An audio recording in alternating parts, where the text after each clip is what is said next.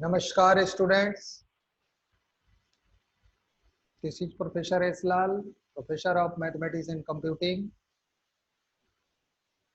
in the Department of Science and Technology under the Faculty of Education and Methodology of Jyoti Vidyapeeth Women's University, Jaipur, Rajasthan.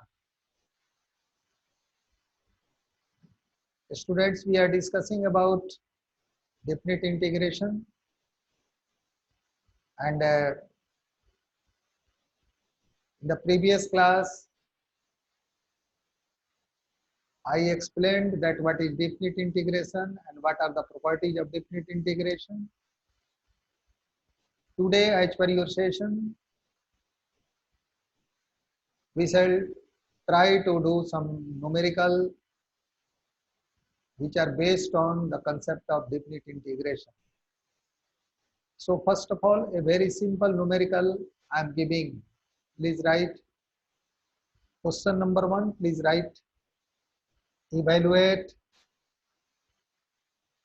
Evaluate means to find the value. Evaluate limit of integration. Lower limit you write 0. Upper limit you write pi by 2. 0 to pi by 2 cos x into dx. Your question is what? This is very basic question.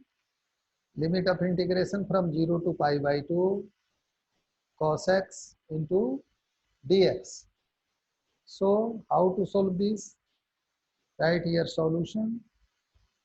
Then write let capital I is equal to, write the question as the same, 0 to pi by 2 cos x into dx. 0 to pi by 2 cos x into dx. So what is the integration of cos x? What is the integration of cos x? You know cos x is obtained by the differentiation of sin x. So integration of cos x is sin x. Now you write here, you transfer your limit of integration from left to right. How? Sin x, you have written sin x, then you give this under third bracket.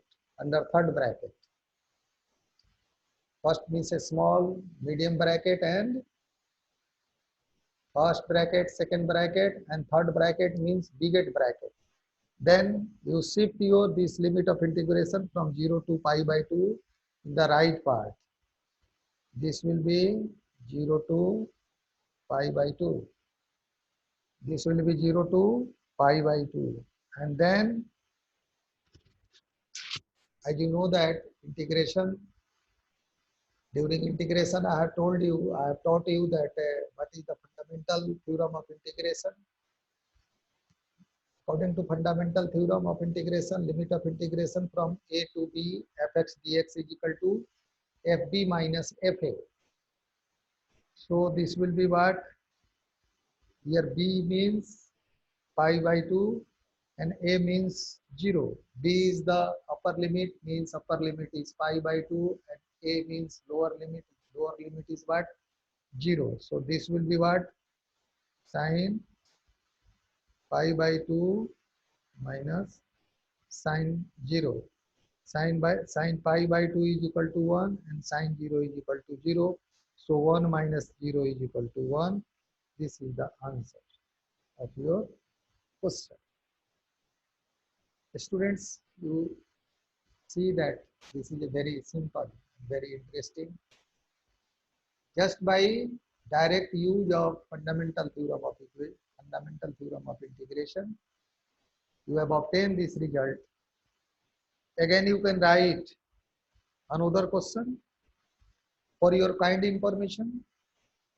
In indefinite integration, there was method of transformation, method of substitution, and by parts method. As well as there was integration of rational function, there was integration of irrational function. The same functions or similar to the functions may be here in case of definite integration. Here just there is limit of integration, lower limit and upper limit. In indefinite integration,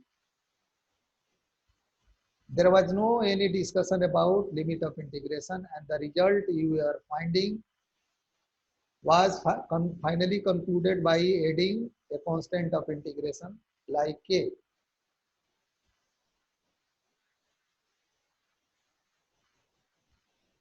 So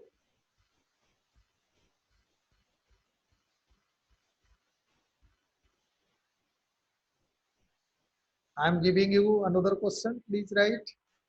So means in definite integration there is also method of transformation,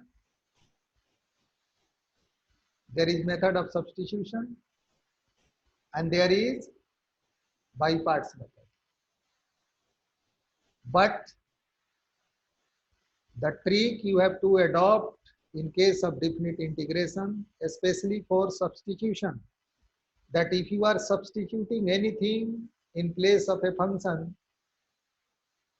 to get the to make the integration easy, it is required to change the value of also value of the limit also, because here if it is given, just please mind on this question, then your next problem will be automatically understandable for you. If in your this question here is written limit of integration from 0 to pi by 2 cos x dx, one thing students you should note that this value 0 and this pi by 2 and all the values between 0 to pi by 2 including 0 and pi by 2 are the values of x. These are the values of x. They are varying. They are in the closed interval. So suppose in substitution you are taking something is equal to z and you want to integrate, and then you write dz on place of dx, but the limit the given in the question are the function of x. They are the values of x. So you have to, it is required to change the limit of integration also in the case of method of substitution of definite integration. Students, I hope that you have reached at the point where I want to see you in the concept of definite integration and method of integration for definite integration. Students, this session is powered by digital version 2.0 of Jyoti Vidyapeeth Women's University, Jaipur. In case of any query, feel free to write your comment in the inbox. I shall try to resolve your query. Thank you for enjoying and listening this lecture.